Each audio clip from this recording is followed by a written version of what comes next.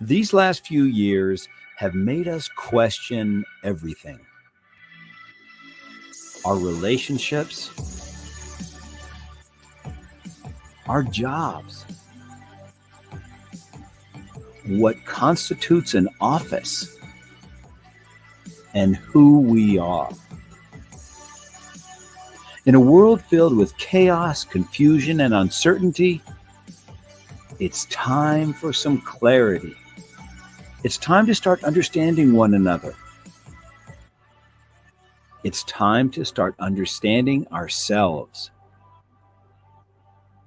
We envision a world where everyone knows their why. But even more, we envision a world where everyone knows their WHY.os. Their why, their how, and their what. The operating system that drives you, that lets the world know where you stand, what your unique gift is, and most importantly, who you are. WHY.os. Are you ready?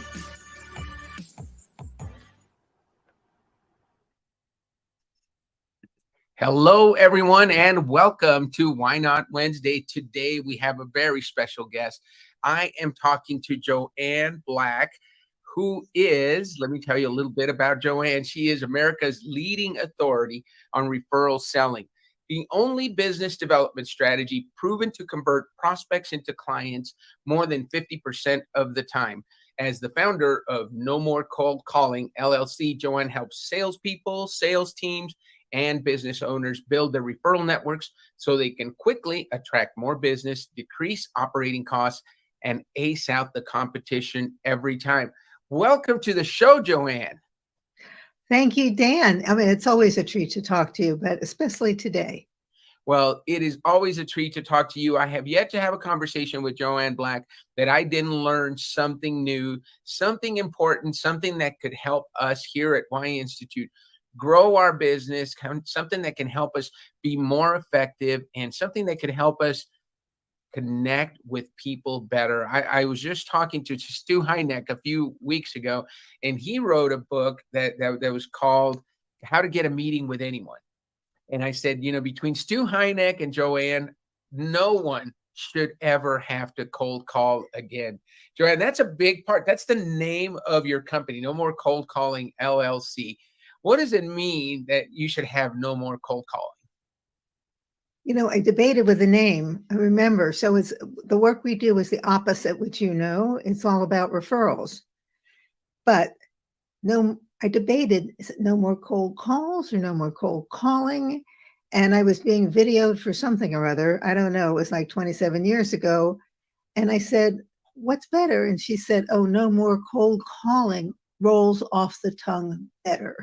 So that's how that happened. As a lot of things happen. It's just serendipitous. Well, I love the name because when, I work with a lot of coaches at Y Institute, a lot of people that we work with are amazing, amazing coaches. They're amazing speakers. They can get on a stage and own the stage. They can coach somebody to tremendous success to make hundreds of thousands and even millions of dollars, but they all hate cold calling. And there's a reason we hate it, right? It's a lot of work.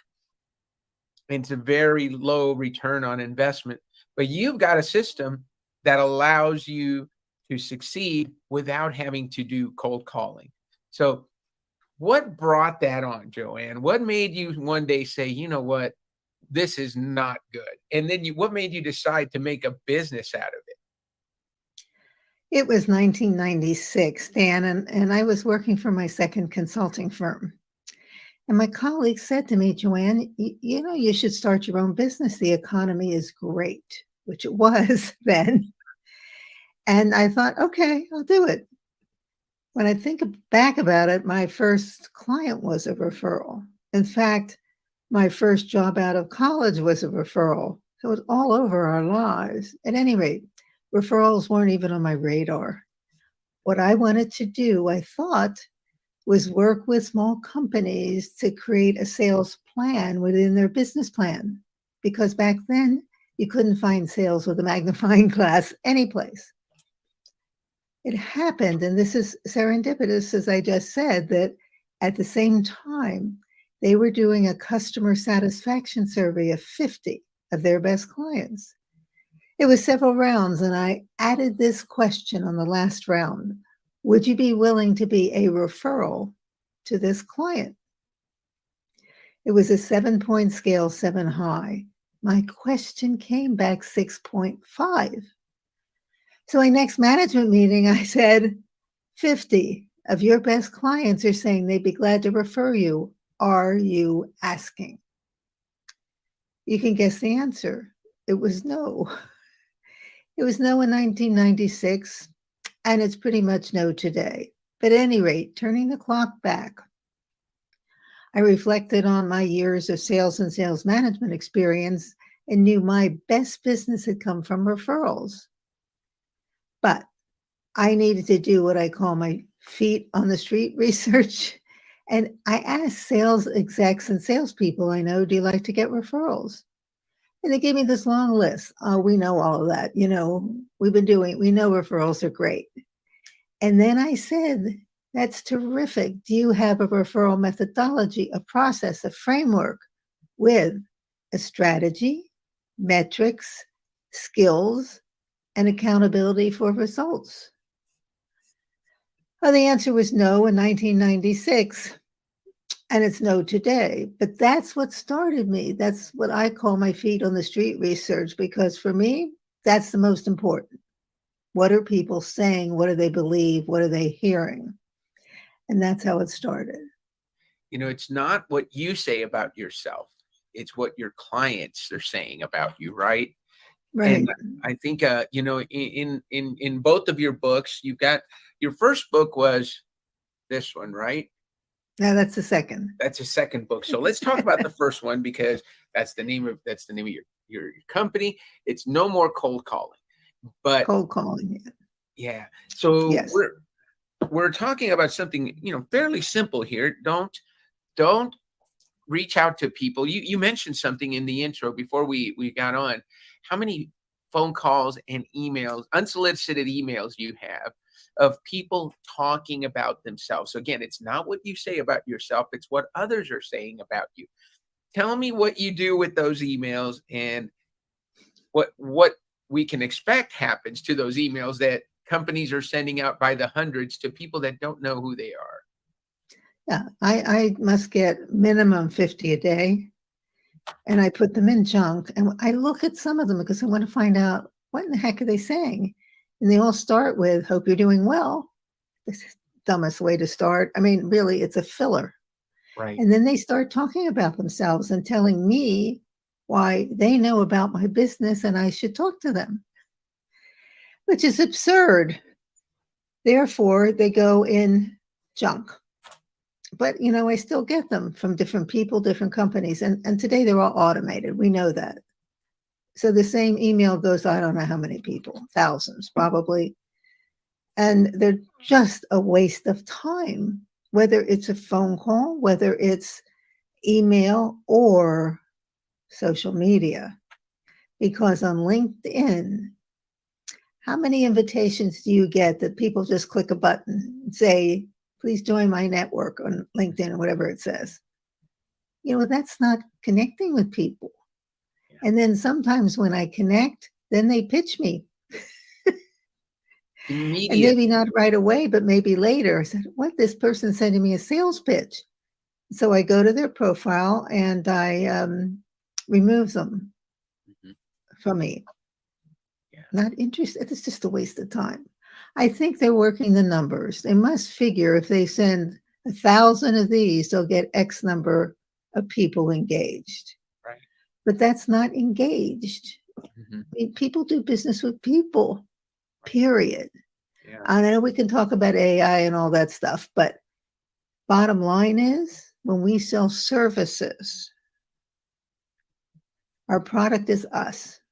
When we sell services, people relate to us first. And unless we have that relationship and that trust, business is not going to happen.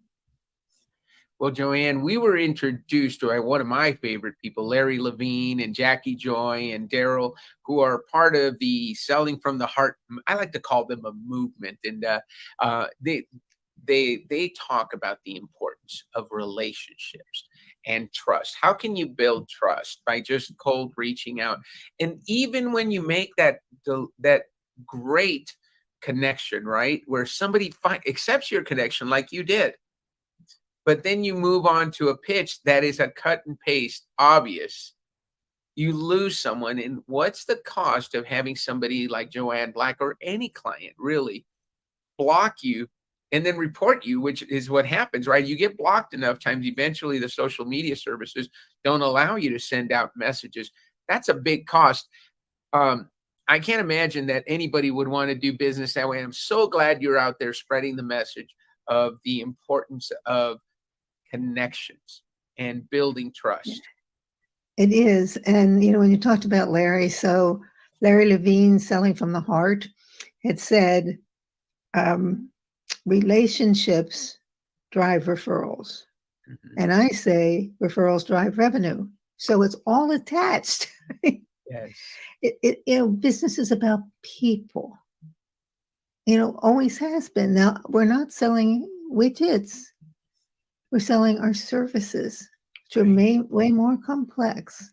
And to your point, Dan, about trust, unless people trust us, they're never going to do business. So if Dan, I introduce you to someone you want to meet, the trust that person has for me transfers to you. Mhm. So you arrive totally differently. The person wants to talk to you. It's amazing. You don't get doors shut in your face. That is such great advice. So Joanne, one of the things I like to do on Why Not Wednesday, and we started a little differently just because I love the topic and I love what you do, but I want to make sure we cover one thing because our audience tunes in and this is about why. So I want to go over your why operating system and then talk about how you apply it to your business, right? So Joanne's why is to challenge the status quo. That means she likes doing things out of the box and different. Now, how she does that, how she challenges the status quo is by simplifying things, making things simple and easy to implement and to use. And ultimately, what she does is contribute to the success of others, to her clients. She believes in making a difference in the lives of others. And I've already heard that in our conversation today. How you challenge the status quo, you said, hey, that the way you're doing it is not the way everyone should be doing. And I've got a different way. Let me show you a different way to do it. And then you talk about making it simple. There's some simple rules to follow so that you contribute to the success of others. But you and I met, it's been probably a couple of months. We went through this with you. How did it feel to you to find out your WHY.os and how did the language fit for you? It did. So the first thing my profile showed came out challenge, and that has a very different application than many people think. But challenging the status quo. So I'll give you an example here. This goes way, way, way, way back. When I graduated from college, my first job was at a women's retail store. It was just for women. Joseph Magnin, I don't know if anybody remembers that, but at any rate, I worked with them for quite a while. And I was 22, right? And then all these older people, they were probably 45 at that point, were on the floor with me, and I got to know all of them. Well, at one point, I wanted to change a display. And I went to them and I said, I want to change this display. What do you think? And they said, oh, go talk to Carolyn. She was our floor manager. Mm-hmm. So I went to Carolyn. I told her what I wanted to do. And I told her these people said it had never been done before. Without missing a beat, she said, that's the best reason I know for doing it. And that's the challenge to the status quo and to do like everybody else does. And here's the thing. We know that if we do what everybody else does, we're going to look like everybody else. But that's not how we do business. We need to differentiate ourselves. Right. And the number one way we do that is to get that referral introduction. And it's also our biggest competitive differentiator, because when you think about it, you get in early, right? You get Right. in, you have conversations, and it's all based on trust, like you said, Dan. So I am just so against doing things like everybody else does. It makes no sense to me. I've never heard a business owner or a client say, I want to do business. I love doing business with them. They do everything. They do everything the way everyone else does it. People hire us because we're unique. They hire us because we're different. They hire what's different and better, right? Not what's like everybody else. So I love that you bring that to mind. Your how of simplify is really important, because we talked about it in the pre-call. You talked about, it's simple, but it's not easy. And you've developed a program, you wrote a book, and then you've developed a program to help companies build their referral system. So without giving away the book or the whole story, what are some simple things we can do that aren't easy, but that we should be doing to increase the sales that we get from referrals? Well, the first thing I would say is you need to commit and Mm-hmm. really put a stake in the ground and saying, this is how I'm going to build my business. Mm-hmm. Because then once you do that, you're going to follow that. That's your commitment. And unless we have that commitment, it's not going to happen. I will also say that we need to be really, really specific about the person we want to meet. Mm. And here's what I hear a lot. If you know anyone who could benefit from my services, please let them know. That does nothing. First of all, I don't know a person named anyone. Right. We need to help our referral source think of a person that you want to meet. And the narrower you are in your description, the easier it is for that person to think of someone. You need to make it easy, just like we need to make it easy for our clients to buy. And so it's not anyone. You need to describe in detail exactly who you want to meet. And I want you to think of it this way. I don't know if any of us gone to a museum recently because of the pandemic, but remember when we went to museums? And picture this.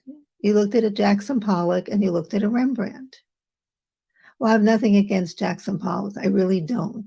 I think his stuff is cool, but I have no clue what it means. Now you look at a Rembrandt and you see color and lines. You can really see what's happening in the painting, Mm-hmm. in addition to knowing kind of what century it is. So the painting tells you a lot about it. And that's what we need to do when we ask, Mm-hmm. is detail, because with that detail, you're getting your referral source to picture exactly who you want to meet. And that's the translation your words get in the minds of the person you're asking. Does that make sense, Dan? That makes a lot of sense. So we want to train people to be looking for our ideal clients, right? Right. And people want to help.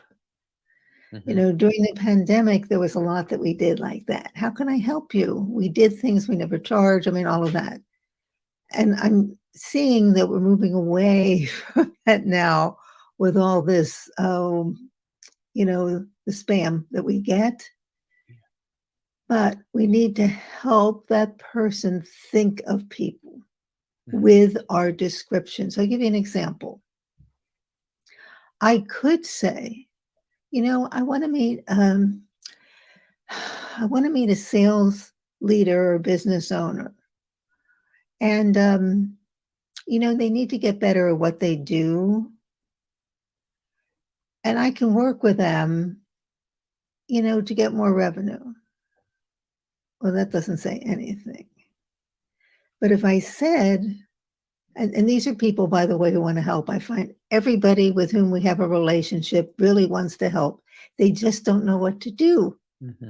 So that's our job, is to help them understand what would be a good referral for us. So if I said to you, Dan, clients I work with who are in sales, whether they admit it or not, this is what you'll be hearing people say. I don't have enough leads, or I don't have enough qualified leads. If it's a sales team, they're missing quota. They're not getting meetings with the right people, and revenue is down. It's a sales complaint like that. Again, it's the first part of the selling process. How do I get the meeting? Mm-hmm.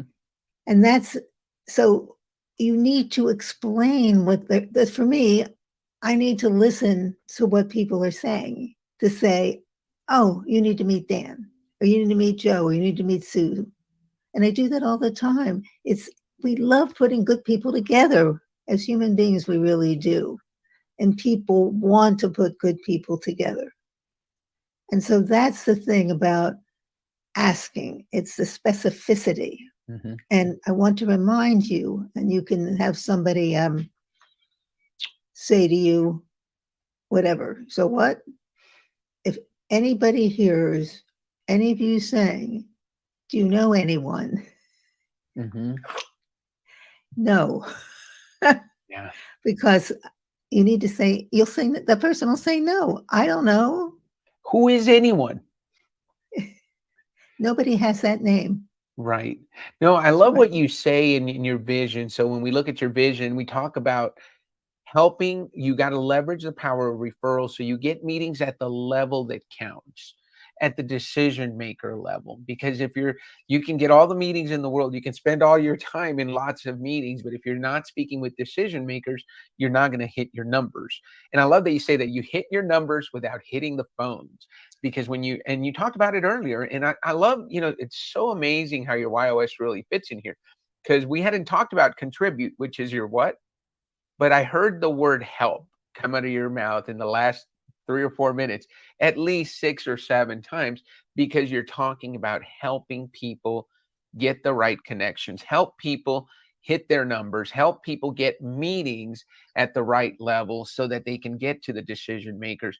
So that what of contribute. So what you ultimately bring is a passion to help people succeed. You move people forward, help people have the success that they've been looking for.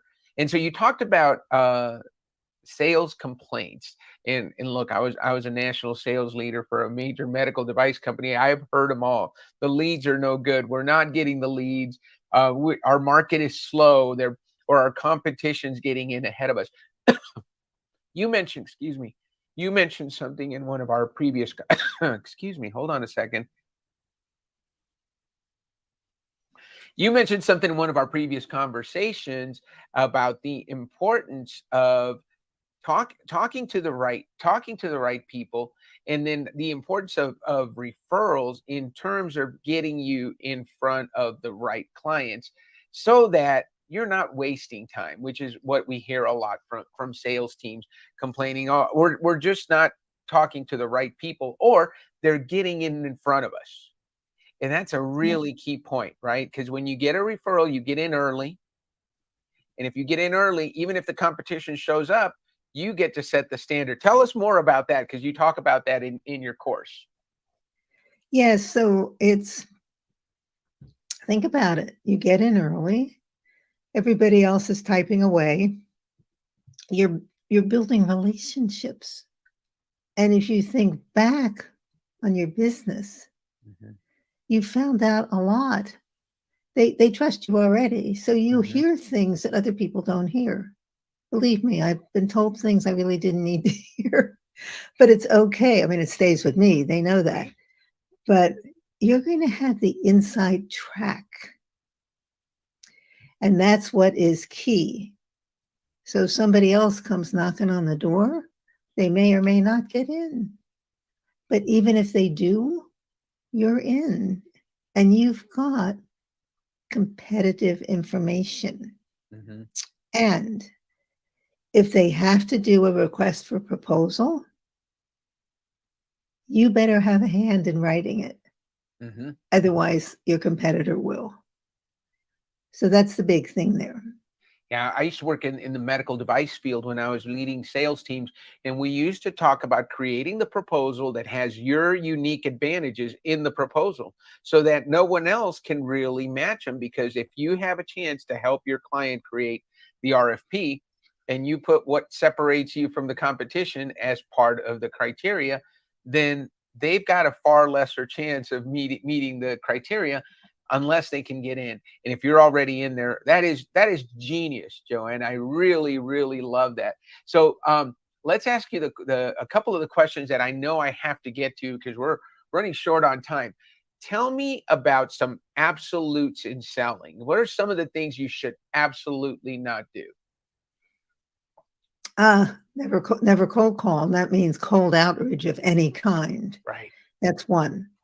Second, never, ever, ever, ever, I could just continue the evers, ask for a referral in any digital format. That means through on LinkedIn or an email, and probably other ways too, but those are the first two. Mm-hmm. Well, why? Well, first of all, when you ask for a referral, you have the opportunity then to ask that person when they say, oh, you need to meet Tim. How do you know Tim? Tell me about him. What's important to Tim? What's going on in the business? Why do you think he'd want to talk to me? So you're putting all these color and lines in this picture. But a referral source, because they know that person is going to tell you that. Mm-hmm. You know, on LinkedIn, we only know what people choose to put on LinkedIn. Right. And so it's having the conversation that you must have and then helping them in a way to make the introduction. Mm-hmm. Because you need to be introduced. Getting a name is not a referral. Right. In my definition. Absolutely. Well, and I spoke to someone recently who said, you know, I don't want to be compensated for my referrals. I want to refer people to you because I want them to benefit from what you do. And I want them to, if they ask me, well, what do you get out of it? I want to be able to say, I get to see you succeed.